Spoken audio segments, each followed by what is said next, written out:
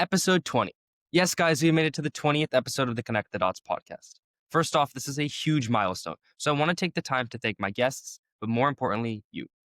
Without your guys and your support, we wouldn't have been able to make it this far. Thank you so much. For today, we interviewed someone at the forefront of housing innovation. He leads one of the largest permanent supportive housing units in the nation and has been working in the housing industry for over 3 decades. So without further ado, thank you for joining me today, and let's get started. Mike Shore is the president and CEO of HOM Incorporation and the co-founder of Padmission, where he leads some of the nation's most innovating housing solutions for people experiencing homelessness. Over 3 decades, he has grown HOM into one of the largest providers of permanent supportive housing and rapid rehousing program operations in the country, serving more than 7,000 formerly homeless households. He has also launched Threshold, Maricopa County's first centralized landlord engagement system, and previously worked on the national 100,000 Homes campaign. Michael is widely recognized for combined systems-level thinking, technology, and on-the-ground housing operations to expand access to stable, permanent housing. Thank you so much for joining me today, Mike Shore. Thank you so much for having me. I'm really excited to chat. Yeah, let's get into it. I want to start with your origins, leadership, and mission. So you started at HOM in 1994 as the first employee and eventually grew it into one of the largest permanent housing solution providers in the country. What originally pulled you into this work?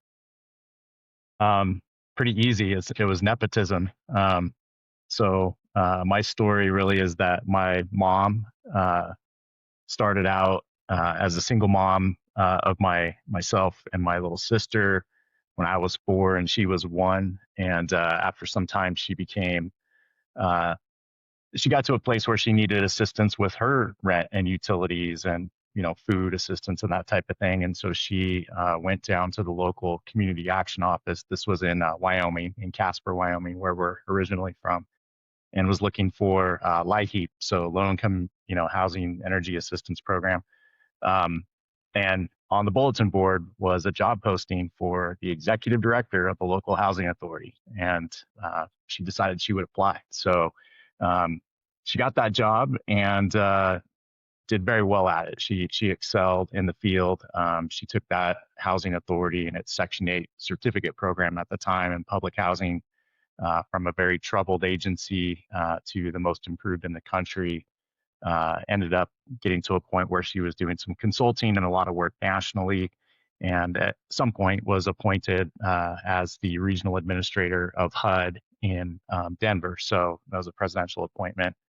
Family moved there. That didn't last long, though. I'll just be honest, because she's a practitioner, and you'll hear me talk a little bit about that. And so she wasn't as fond of the policy and the hobnobbing, and so it just wasn't the right fit. We ended up moving to Arizona in 1990, and she went to work in the behavioral health system, where she supported their efforts to secure housing assistance for individuals and families that were living with serious mental illness in the community that were also experiencing homelessness. And when they were successful at securing that first grant, and this predated the HUD Continuum of Care program, this was called Shelter Plus Care, and this was 1993. The behavioral health system said, we're going to deliver the case management and the wraparound supportive services for our folks, but we need a housing authority to come alongside us and administer the housing assistance, the voucher piece. And the story goes, I don't know if this is totally accurate, but it makes a good story, that our local housing authority wasn't as interested in serving that population. And they had, heard rumblings of this new technology, right, called Housing First. They just didn't know if it was right up their alley. So right place, right time, right skill set, Sharon decided to start HOM Inc. And that was 1994. I was 19.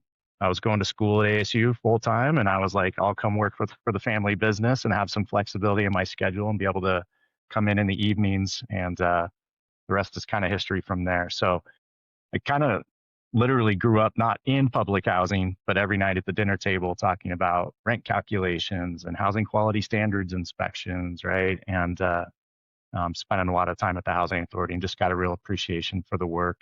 And then when I had the opportunity to help her start HOM Inc. and get it going, it was just a really nice fit for me. And she was a great mentor, and it was a really good situation. So Wow, that's super impressive, and it definitely has turned out well for you. I mean, Home Inc. has grown over 1,000% under your leadership.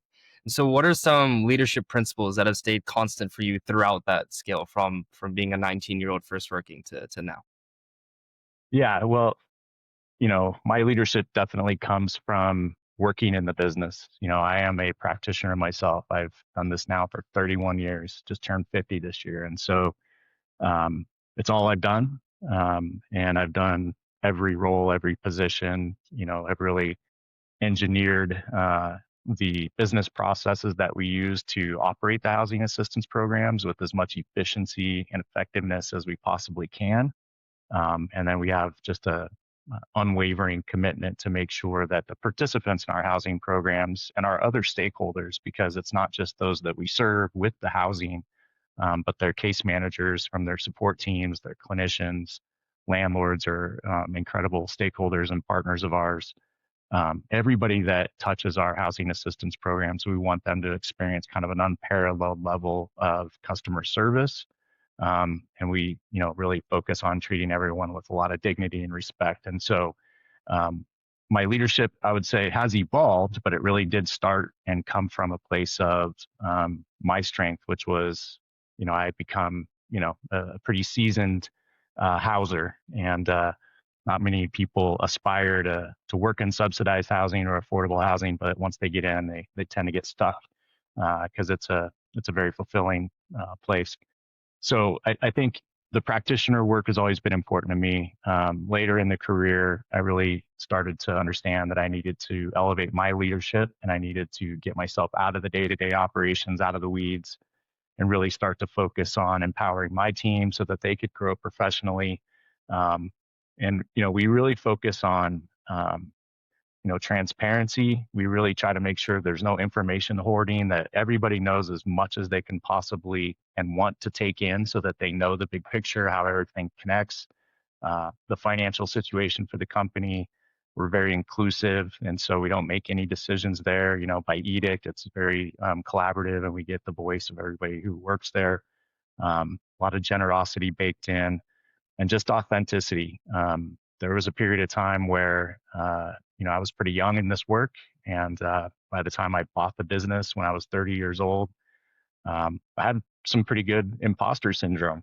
I just didn't think that I really could cut it and wasn't qualified to be in my role. And so I spent a little bit of time, trying to act as if and tried to be the leader that others wanted me to be. I've, found people saying you need to be more bold and more entrepreneurial, right? You need to be a little less risk averse, and you need to go for it, go big, um, and that's just not me. And so I was kind of torn up inside. I was a little bit twisted around because I was trying to be who I wasn't. And when I kind of got regrounded, and that really came from working with an executive coach and did some work on myself, and decided that I had some pretty unique capabilities and skill sets and strengths that I needed to bring to the work and to bring to the team.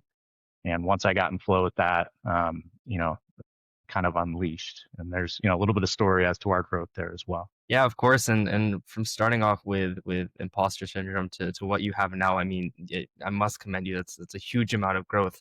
And was that one of the main challenges that your organization faced as it was first starting? And if so, what were the main ways that you dealt with that while also trying to create an environment of generosity and care?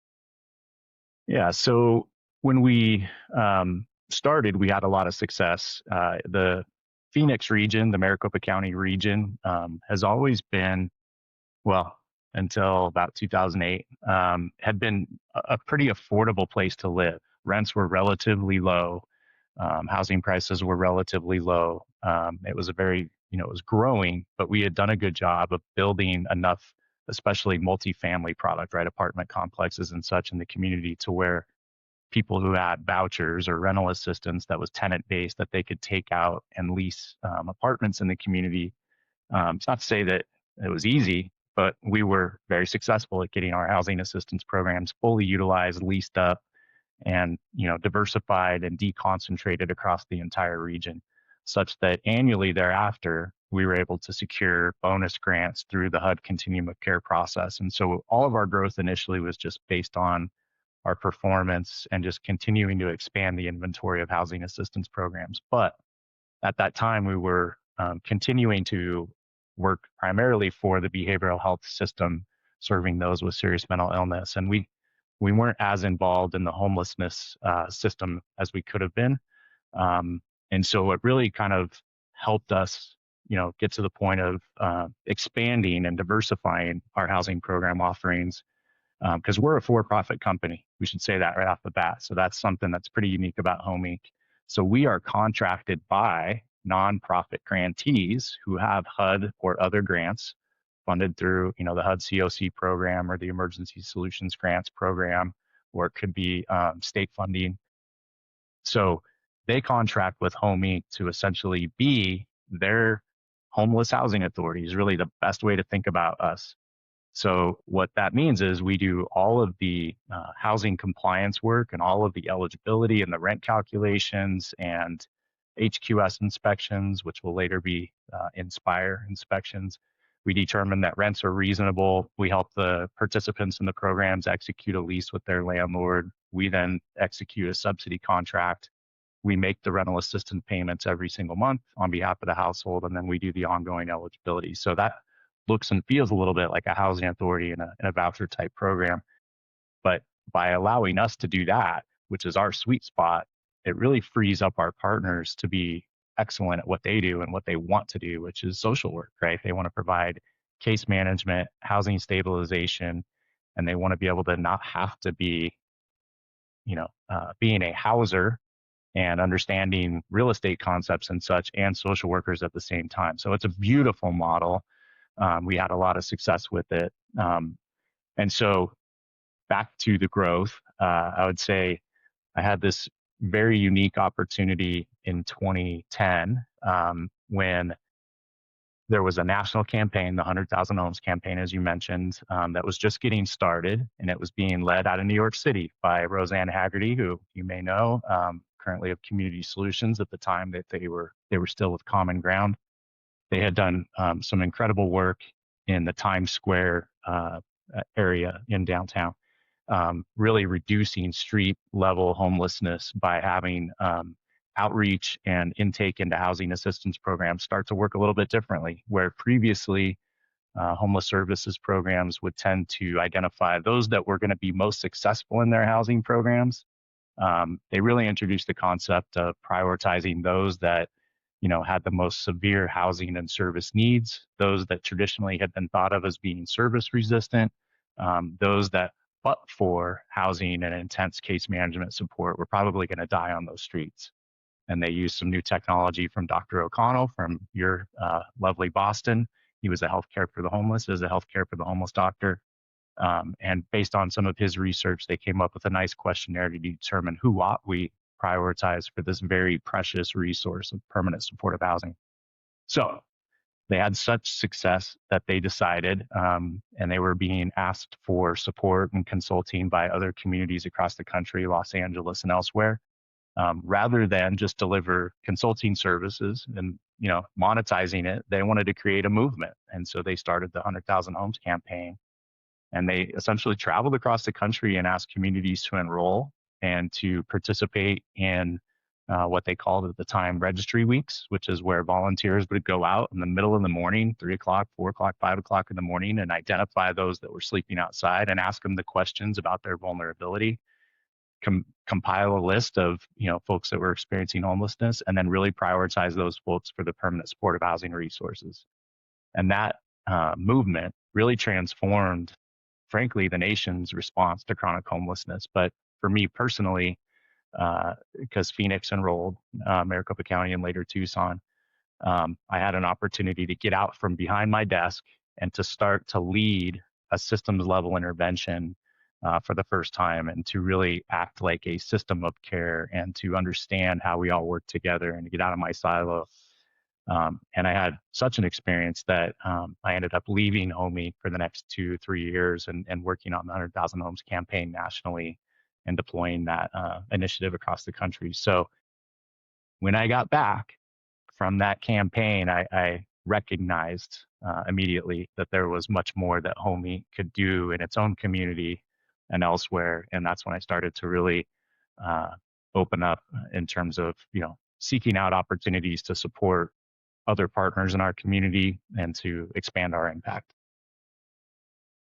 And I mean, impact you sure did. I mean, from being the CEO of HOM Inc, you're also now the co-founder of Padmission. And so I was wondering if you could talk a little bit about what Padmission does and the different sort of programs it has. Yeah, so Admission is my encore career. I'm still the CEO at HOM Inc, but I've started to really spend the majority of my time working on Padmission. So Padmission is a software company, and we create technology solutions specifically built for the homeless services sector to make their lives easier, right? To give them tools to help them enable their business processes associated with housing program administration or landlord engagement, um, so that they are much more efficient and effective and can have better outcomes and impact in their communities. And so in 2018, um, I reached out to my now partner, Kevin McKee, who was a developer. He was doing some freelance work, and I needed him to fix what I thought was a website. Um, and essentially, we had an old website where I had a Microsoft Access database that had an ODBC connection, and I broke it.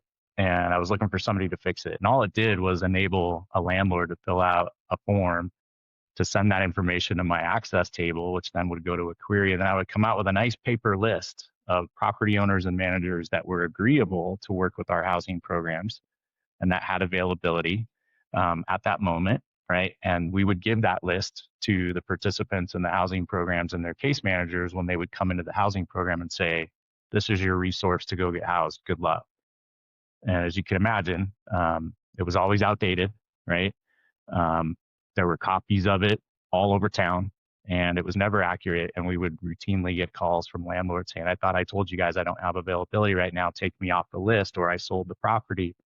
And so when I explained what it was that I was trying to do at HOM Inc to Kevin, he asked all the right questions and said, it sounds like what you want, right? Is the ability for case managers and clients to log into a portal to be able to see the properties that have units that are currently available that have already said yes to your housing programs, essentially, an apartments.com, but specifically for you and your programs that would be closed and only available to the stakeholders that you choose. And I said, that's right. And at the time, it just didn't occur to me that a small little business like mine could secure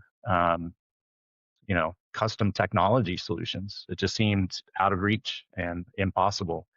And for $40,000, he said, I will get you an MVP that I think you'll be happy with. And so we went to work, and we had an MVP very soon. And we started to ask all the right questions like, might this be helpful in other communities? Are there other organizations across the country that are doing landlord engagement and doing housing search assistance that would benefit from this? And most importantly, Mike, do you know anybody? Well, I had just, come out of the 100,000 Homes campaign and had a pretty good network of folks. And so I said, yeah, let's give this a go. And I couldn't afford to keep paying him fees, to just be a developer. So I offered him a good chunk of equity, and we started a company together. So that first product is called Padmission Connect, and it's being used in 40 COCs, continuums of care, continua of care across the country, to perform landlord engagement and housing search assistance. And they're two different things. I can talk about kind of the difference there,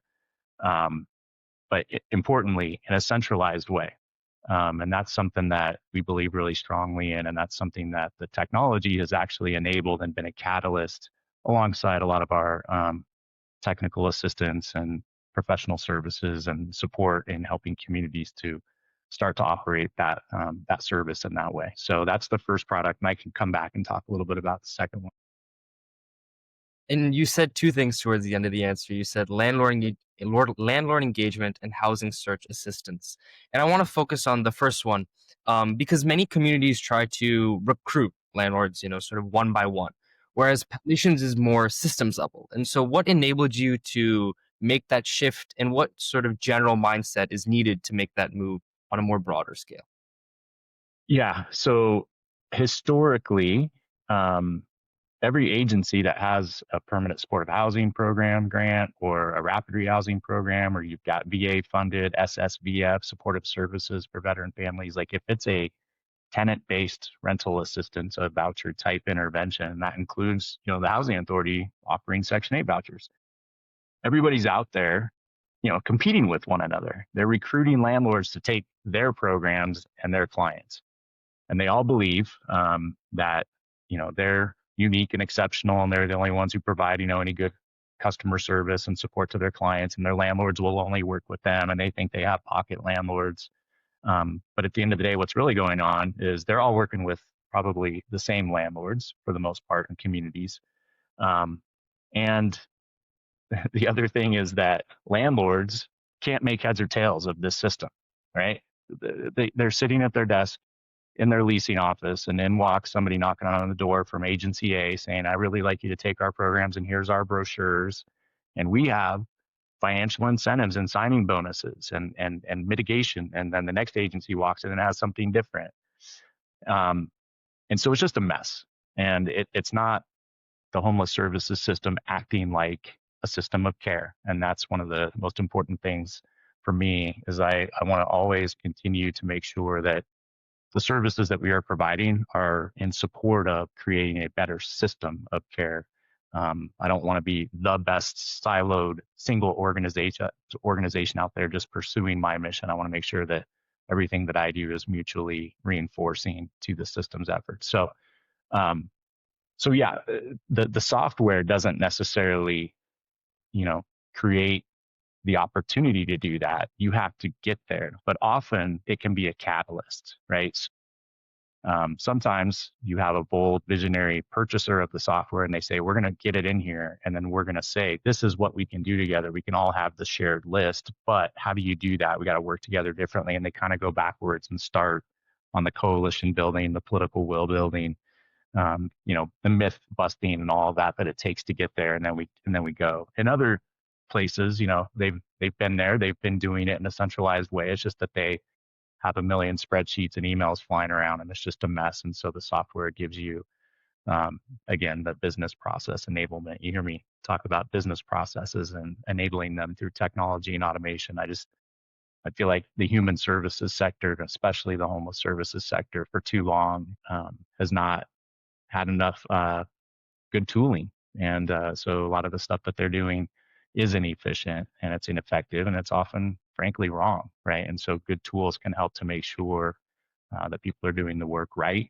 and that they're doing the work well and that they're freeing themselves up so that they have time to deliver care and support to the individual in front of them, which is the most important thing. So yeah, you have to shift your mindset to believe that you are recruiting property owners and managers to accept housing program interventions for any number of subpopulations within the system, not that you're recruiting for your client, your program, your agency. And that it is a little bit of a shift sometimes. And you obviously have another product in Padmission Journey, which I believe helps homeless service agencies administer complex housing programs more efficiently and effectively, including in sort of centralized models.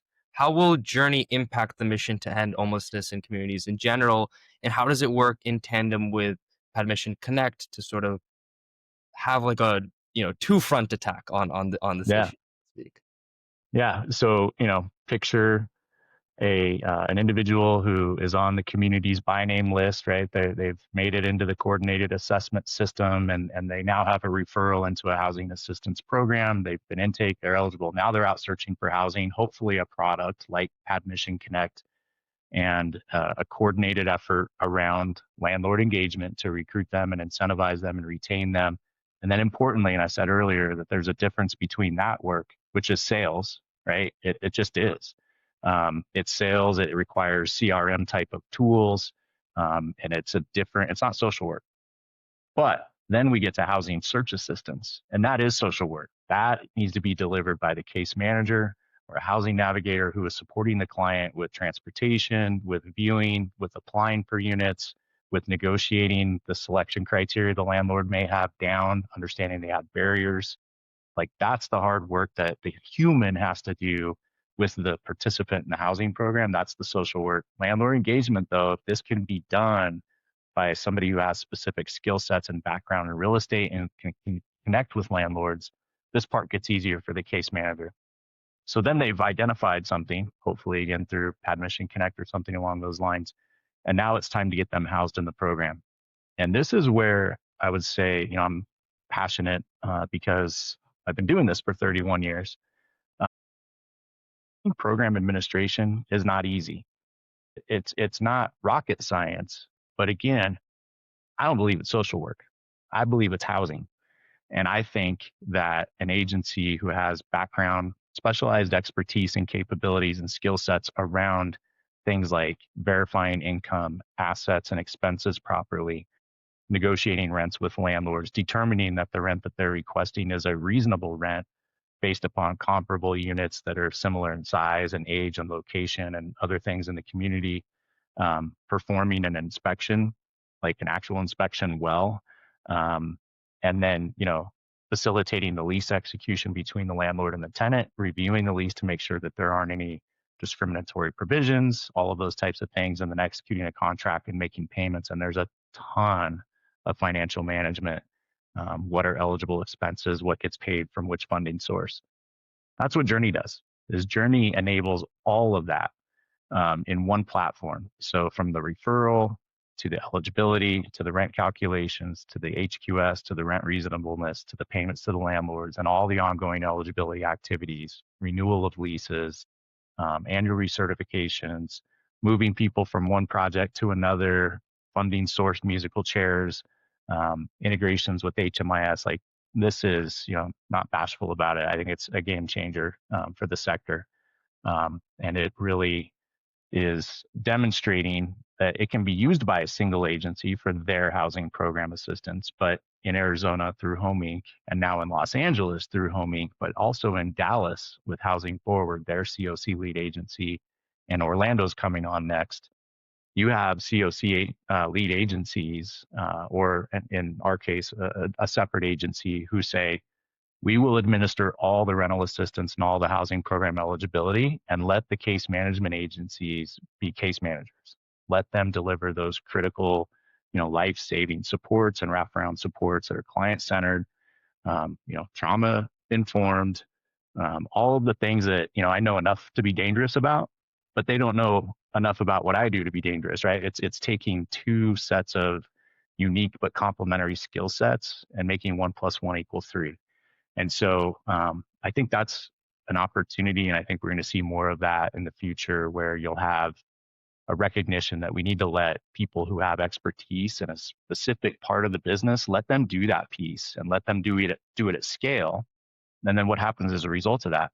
A lot more equity in the programs. If you're a participant and you just happen to get referred to agency A who's not very good at XYZ, but this guy got sent over here to this agency who's better at this, not a lot of equity for the clients in that situation. But the other thing is that the property owners and managers that are working with both agencies have two different experiences of paperwork, payment timeliness, inspection quality. It's just better if it's a single system. So I think that that's going to grow, and I think Padmission Journey is going to create that opportunity even more than it is happening now. And I really liked how you ended on sort of, unity almost. You used the 1 + 1 = 3 thing that I liked quite a bit, which is that, I interviewed Dr. Samson Barris a couple episodes ago, who actually created or sort of, first initiated the housing first. Yes, the Godfather.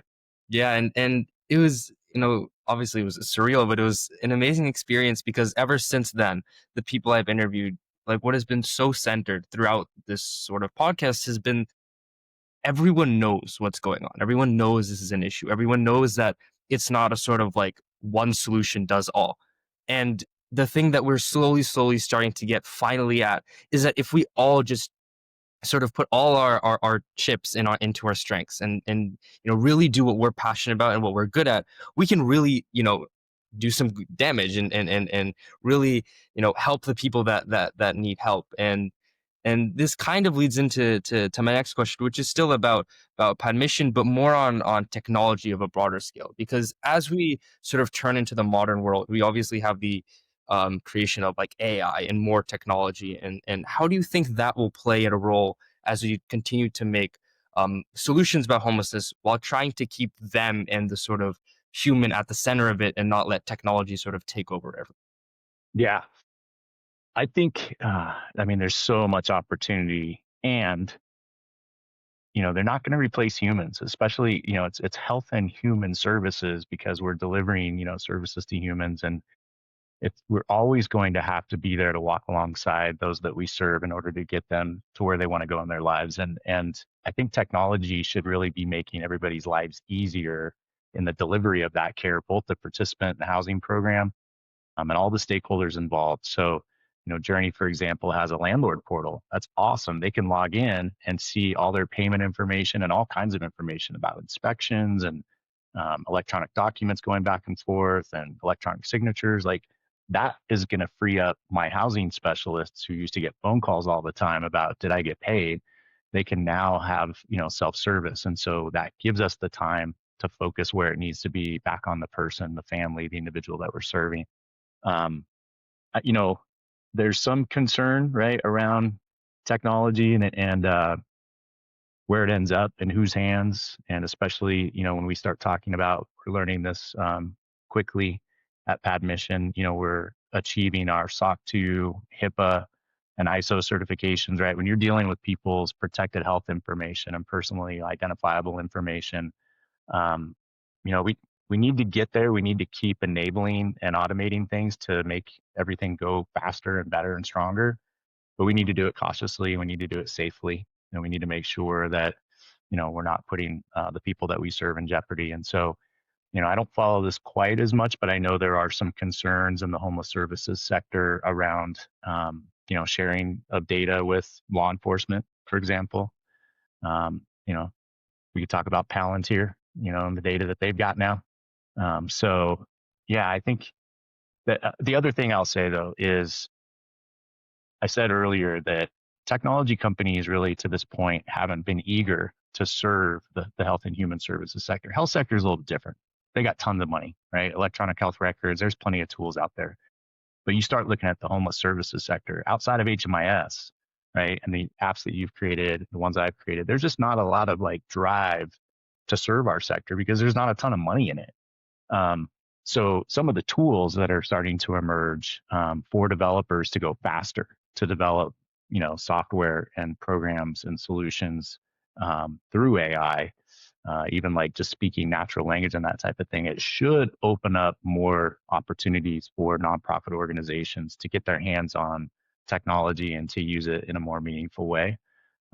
We'll see. I also think that there's just some pretty big pay disparities in our sector. And so it's hard to recruit, somebody like yourself who's technology driven and entrepreneurial. Like, you want to do something meaningful in the world, but you probably also want to do well for yourself and your family in the future. And we have to keep making sure that we can afford to pay people that are talented to come join us in the fight. And I'm gonna be honest with you, what we discussed so far has been kind of, beating around the bush about one big topic, which Uh-oh. is, what's happening right now. What's happening with the administration, with policies that are being made, with sort of whatever's going on in the country is been over the news. I'm sure both you and the viewers know. And so what has really started this sort of drive for unification that I was talking about earlier, this sort of drive towards, technology and all of this stuff is, unfortunately what we've been seeing on the news. It's caused a sense of urgency within us. It's caused, a desire to do something now before it gets too late. I interviewed someone earlier named Ian DeYoung who created something called the Screwed Scale. And a couple months ago, he said we were at a 9.7 out of 10. That's pretty bad, like extremely bad. And I'm sure if I were to re-ask him, we might be up to a 9.75, a 9.8. And so the administration's recent abrupt policy shift has caught many housing providers off guard. How would you describe what changed and why does it matter so much? Yeah. Well, first, Ian and I are a perfect example. Ian has often referred to me as the king of administrivia. Like, Ian knows, the human work better than anybody. He's one of my mentors and heroes in this work, and he also appreciates, my focus on the Code of Federal Regulations and the guidance and the rules and the checking the right boxes and all those types of things. And so back to finding, the experts in their individual areas to make 1+1 = 3. Yeah. So what's going on right now is the most despicable, deplorable, and it's I can't even I run out of ways to describe it. I mean, aside from it being um, inhumane and all those things, it's just stupid. It's not cost effective. So really quick, just to let the viewers understand what's going on, is that annually HUD puts out a notice of funding opportunity for the Continuum of Care program, which is our country's the largest national funding that is dedicated to ending homelessness. It's only about $3.5 billion. That's what we get, right, across the country. And historically, that had been an annual competition. Last year, Congress said, hey, let's do a 2-year competition and just go ahead and renew grants this year. When the new administration came in, they were like, no, we're going to use this opportunity to get our priorities in here. So we are going to do a competition anyways, which fine. Okay. They should have done it last July. They didn't do it till November 13th. And when it came out, they drastically changed the rules of the game. And the two most important pieces to that are they've said no more than the community's 30% of their annual renewal demand, their budget, may be used for permanent housing solutions. So that's permanent supportive housing and rapid rehousing, right? Those are the two permanent solutions according to HUD. You don't have any time limits on your housing assistance. You have a permanent lease. It's affordable. You have wraparound supportive services. Right now, across the country, about 85 to 90% of that $3.5 billion is sitting in projects across this country in permanent housing solutions. And so now across this country, we all have to figure out how to whack those programs down to 30%. So in Maricopa County, where I'm from, we get about $52, $53 million annually from HUD and our COC program grant. And we spend $48 million on permanent supportive housing programs and rapid rehousing programs. We do not fund any transitional housing. We do not fund any supportive services only grants. The only other thing that we fund in our community is HMIS, which is the Homeless Management Information System, and our coordinated entry system.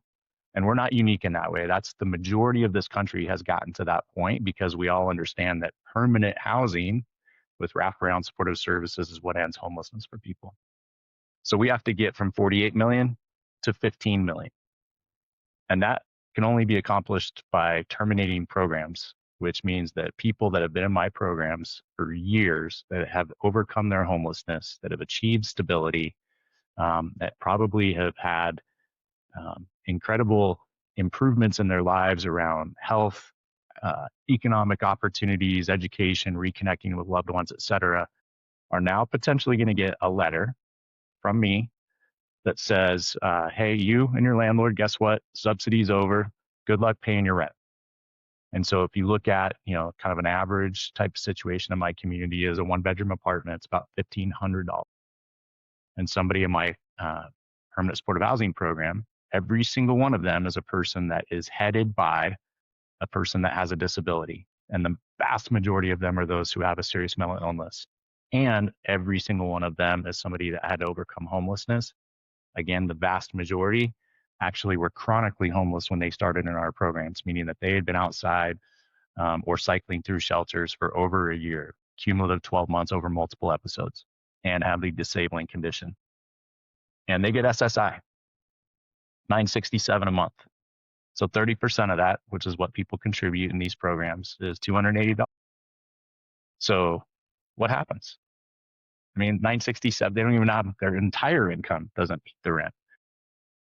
And so it's going to be horrible. I know we're going to talk about that in a minute, but that's the big shift is 30% only towards permanent housing solutions. And the reason is that the administration feels very strongly that we ought to be focusing more on temporary treatment-based, compliance-based, and involuntary-based services at facilities. So transitional facilities, there's a really good article in the New York Times about place in Utah and Salt Lake City that they're proposing.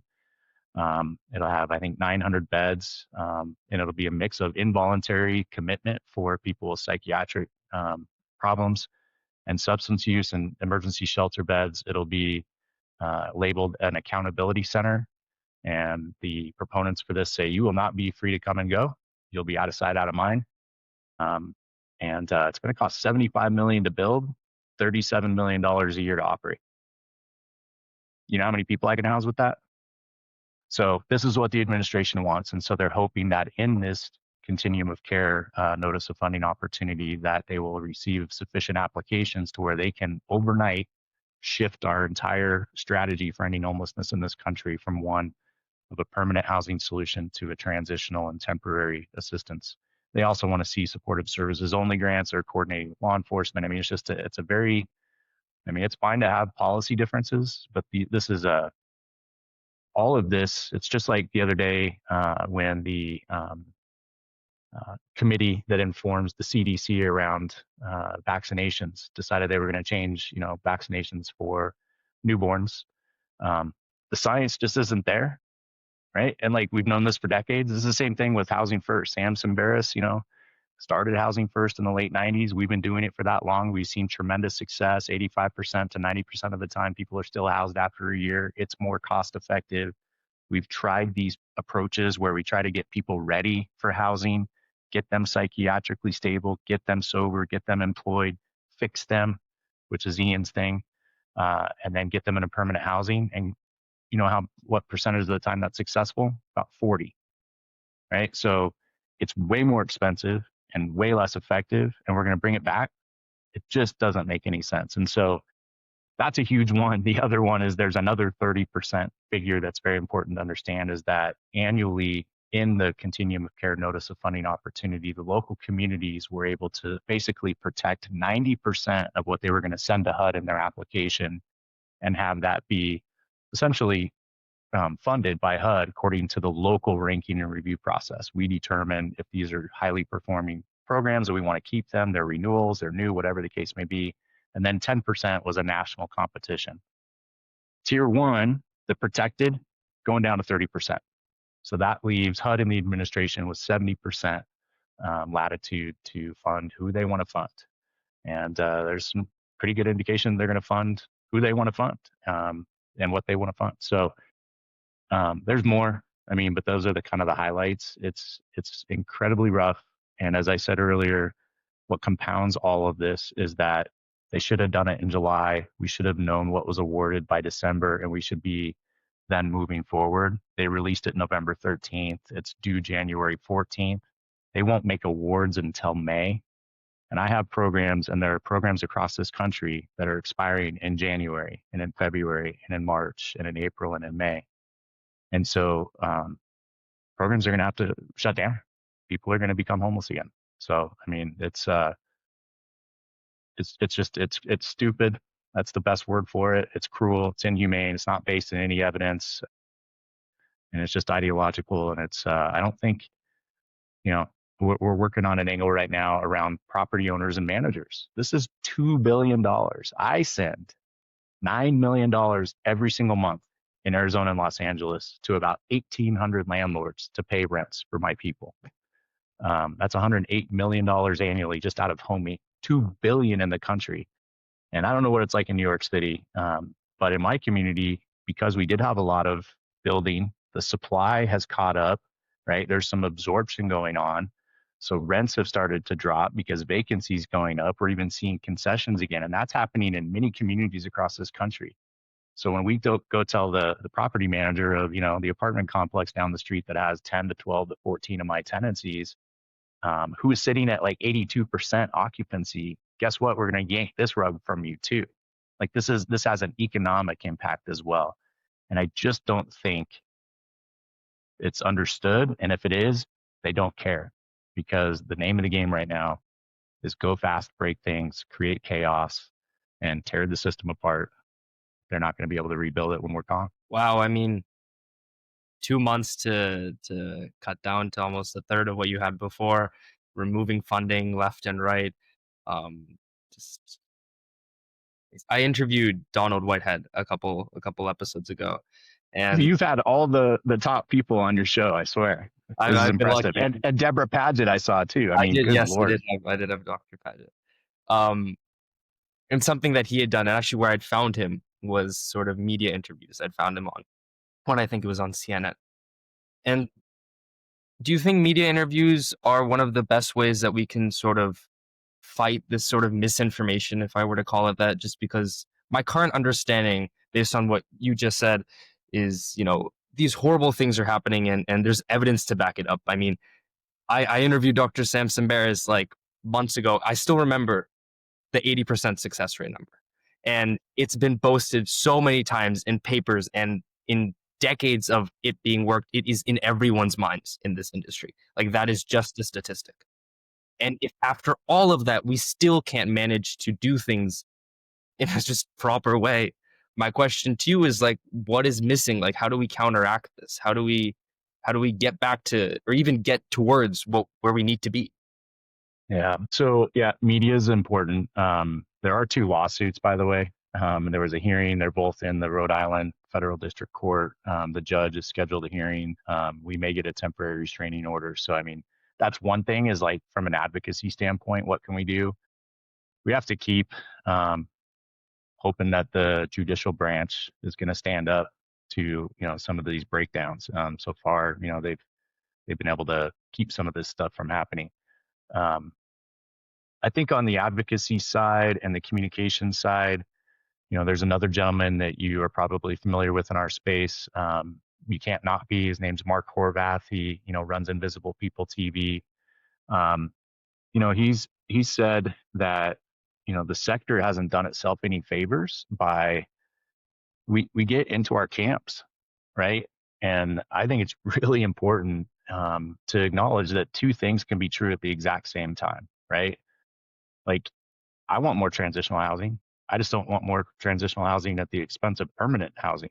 I want every housing intervention we can get that has every treatment and service component that is necessary to help individuals who are experiencing homelessness get back into housing and on their feet. Do we have a rampant, substance use problem right now? Absolutely. Is the mental health system doing a great job at taking care of people? Or do we have people who are, symptomatic in their mental illness, walking around experiencing homelessness, speaking with themselves? Like, are people seeing what they're seeing with their own eyes? They are, right? And so that can be true, while it's also true that permanent supportive housing and permanent housing solutions are the right answer for that. And I think at some point we got into this place of it's this or that, it's either or, and it's not. We need it all. And so, that's really what's happened. I hope Sam talked about it. Is housing first has been demonized. They've really basically said it's not permanent supportive housing. And granted, when it's not practiced and administered with some fidelity to the model that he created, right, where if you don't have good wraparound supportive services and it's housing first light, that's not always great. So it needs to be done well. But what they've really done is, like you said, the misinformation campaign around what is it? It's free housing for people with no strings attached. And that's what they've done a really good job at characterizing that intervention as. And it's not. It's an approach. It's a framework. It's a philosophy that says we believe that getting somebody into stable housing is going to enable us to immediately and simultaneously work on all the other things that they need to work on and want to work on in their lives to achieve those better outcomes, whether it's healthcare, substance use treatment, returning to the work, connecting to families, et cetera. I think Ian, oh man, I'm probably going to get this wrong, but what does he say? People need a place to live, someone to love, something to do, or some hope. I don't know. You can't have those things until you have the place to live, right? And so that's all housing first is. It's just we recognized after years of trying to, and this is another Ian thing, fix people. Let's get them fixed. Let's bring them in. Let's get them psychiatrically stable. Let's get them connected to, or sober if that's the deal, connected to employment, get them ready to go, and then we can launch them back out into the world. But at the end of the day, housing is still too damn expensive, right? And so even if they go create facilities all over town and we give them intense wraparound supportive services for 24 months, 40% are still the only people. It's still a worse outcome, right? So um, we have to message the right way. We have to be able to acknowledge two things can be true at the same time, right? It's okay. We need shelter. We need transitional housing. We need all this stuff. Yes, we need better mental health treatment. We need more substance use treatment. Kind of hard to provide those things though, and you're also cutting Medicaid, benefits and making people fall off the rolls for that. So yeah, Mark is really good at reminding us that we're not doing the best job at messaging. And the other thing is the messaging that the right is doing is funded by some really powerful, rich people. And so they got a lot of money to throw at it, right? And so a lot of times our marketing and messaging campaigns in the homeless services sector, uh, they're just not, they're not doing battle with them the way that they could. Mark does a pretty good job though. What do you think is necessary in this sort of message changing? I know you mentioned that we need to accept that two truths can be, they can both exist at the same time. But at least from what I've seen is that when we try to do something like that, or we try to accept that both of these things can do, what will happen is it'll get blasted out that, we're accepting the wrong thing. Like we're accepting like the other side now, just because Mm. they're taking control of like of half of what we said and blasting it out in a way that's not sort of accurate at all. And it's hard to counteract that when we don't have money to support advertisement, and you don't have. I mean, even for me, like I really start to get passionate about homelessness really, really recently. But if Dr. Semberis, if I didn't have the chance to interview him, I probably still wouldn't have known about housing first, right? Only through these podcasts was I able to. And it's just shocking to me that something so powerful and so useful, like, isn't more widespread. It's not able to be, you know, sort of more prevalent in our community. And I know I hit a question in there, but I mean, if you have, any response to what I've said. You know, we get in our bubbles, and so we're so insular, and we talk to each other. Mark always yells at us about that. Um, so yeah, we have to, and youth know how to reach people, right? So again, getting back to the place of bringing people into our fold that have specific skill sets, like you should be using TikTok and all the other, new communications techniques and strategies, like, and they figured that out in politics, how to reach the youth, right, and the vote there. So yeah, we have to do a better job there. I think it's also just like it's complex and it's nuanced. I'm sitting here talking about rent calculations and 30%. Like it's a career, and so it takes a while to figure it out. And so it starts to just go over people's heads. I mean, all of us have attention spans about this big now because we're all like, you know, um, watching TikTok, frankly. Um, and so we just don't have the capacity anymore, which is a big issue for me. You've heard me say, become a master of your craft. Like people have to be willing to do the hard work. People have to be willing to read the freaking regulations, right? Read the notices. Like that's on our side. We have to become experts at what we do and be competent and be highly capable and deliver on the outcomes that we promise. But we have to also be able to dumb that down a little bit to where it's a message that the general public can understand. The one thing I'll say that is helping is that affordable housing didn't used to be a kitchen table, conversation piece. It wasn't making into national debates, especially like presidential debates. They never talked about affordable housing. It's starting to be understood by more Americans.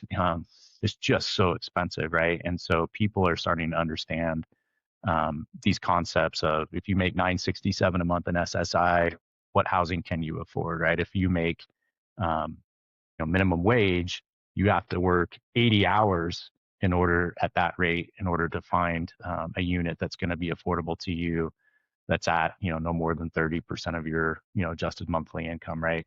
The National Low Income Housing Coalition does a really good job of putting out great data and statistics on an annual basis as to what the gap is, how many units we're behind, to be affordable. So we just have to hope, I think, that as the affordable housing crisis expands to more than just homelessness, it's kind of really touching everybody, that the concept isn't as foreign.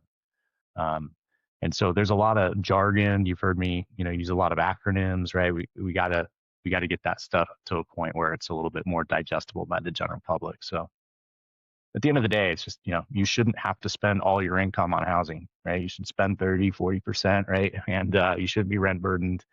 Um, and that's not too hard to understand, but we got to keep it at that level. And then the other thing is, it's not hard to understand that you need support to stay stably out, like we all do, right? We all have support systems of some kind. Some people, though, have a little bit, higher levels of support and need for services and such based upon their circumstances. But those two concepts, like we should all be able to understand them and appreciate them and value them. So, Yeah, and you mentioned support. I interviewed again a couple episodes ago someone named Kevin Adler, who kind of coined or really likes the term relational poverty, which is mm, that, you know, someone had mentioned that they didn't realize they were homeless when they first lost their house, but when they had no one to talk to about that, when they didn't have their friends, they didn't have their family, and that was really, really powerful because support systems, obviously, in the housing industry, it is the house is your support system. The people around you and helping you are your support system. They're monetary support systems. But, what is really necessary as sort of basic human creatures is other human creatures to interact with, like friends, having, your mates in college and in your adult life that you can call and you can talk to. And these are just basic things that are lacking from people's lives. And then that compounded with everything else that is going on, which is, very, very serious, leads to everything that we're seeing right now. And one thing is I never like to sort of conclude these sort of pessimistically or on a negative note. So I will ask you this. What gives you hope? What leaves you optimistic that, in the future we can turn this around or we're starting to fight? yeah, it's tough some days, especially the last few weeks. You know, just what you just said, right?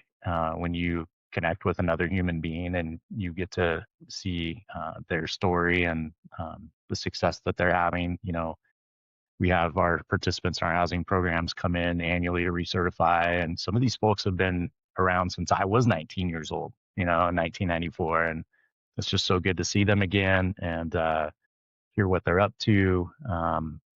And they've come far in their lives, and it's just so connecting with those that we serve and hearing them, you know, um, send some recognition and appreciation our way, which is we get it regularly, and it keeps a lot of us going, right?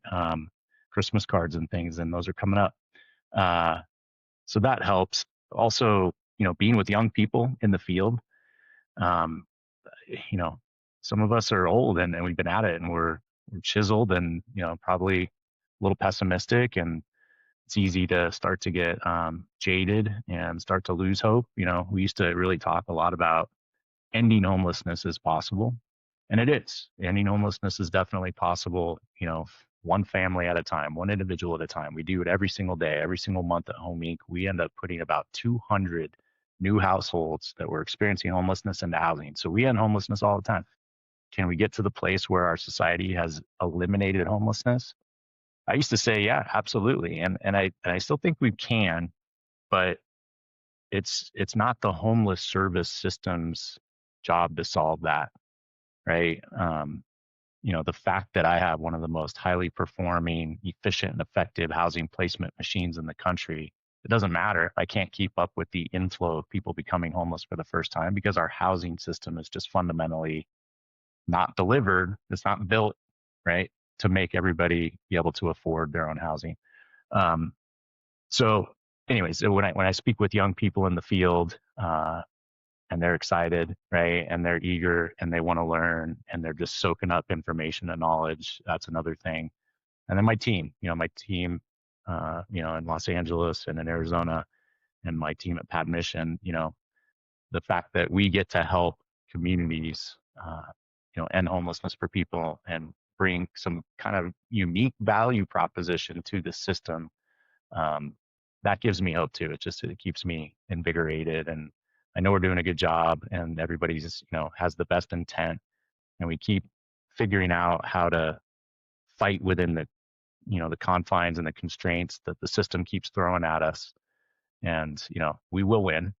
We will absolutely win. But it's kind of a dark place right now. But I'm hopeful still.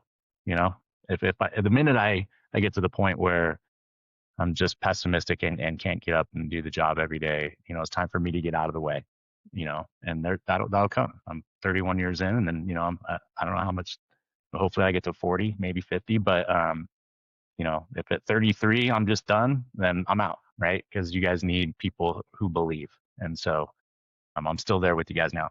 So And what's your message to the upcoming generation as we have the new rise of sort of homeless advocates, and then no offense to you, but as we sort of replace and take over the sort of uh, yeah, roles that exist, and instill a new vibe of positivity.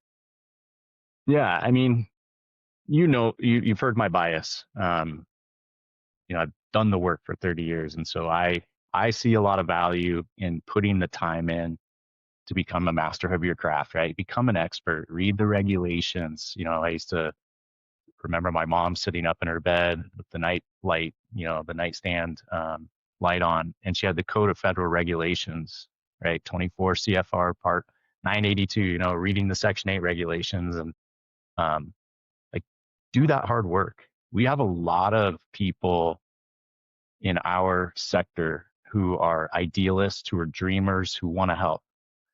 Um, but there's a lot of people who just like to talk. Just going to say it. And so we need doers. We need people who are willing to do work, right? Who are willing to learn skill sets, who are willing to understand and not just BS through meetings, right? Like read the stuff, come prepared, understand how to lead a team, run a project well, right? Like run a meeting well, like understand how to get the outcomes, how to measure, how to evaluate, like become an expert. And it takes time. So be patient with yourself.